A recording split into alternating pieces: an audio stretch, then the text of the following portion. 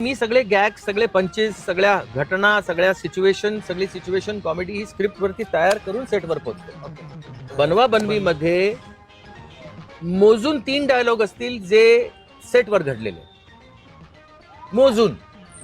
बाकी सगळे dialogue script मध्ये लिहिलेले होते. जी स्क्रिप्ट वसंत सबनीस आणि मी आम्ही दोघांनी एकत्र बसून ठरवून त्यांनी ती लिहिली होती. ते पूर्ण ते धनंजय माने इथे राहतात का स्क्रिप्ट मध्ये लिहिलेलं आहे. आणि मी वसंत सबनीसांना ते करून दाखवलेलं की मला कसं पाहिजे. हो त्या एका रूम मध्ये हा जे दरवाजा होता, हॉटेलच्या रूम मध्ये आम्ही डिस्कशन वगैरे सगळं करतो किंवा युजली तसंच करतो.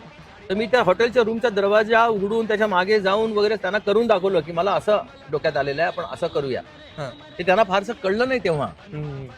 तेव्हा मी त्यांना सांगितलं तुम्ही काळजी करू नका सबनीस साहेब, तुम्ही फक्त धनंजय माने इथेच राहतात का एवढंच लिहा फक्त, बाकीचं मी सांभाळतो काय सांभाळायचं. Crazy crazy. हे एक्सटेम्पोर नाही, हे जागेवर सुचलेलं नाही. व्हिडिओ आवडले असल्यास फॉलो करायला विसरू नका. आपल्या हक्काचं पेज कमेंट सेक्शन 17. धन्यवाद.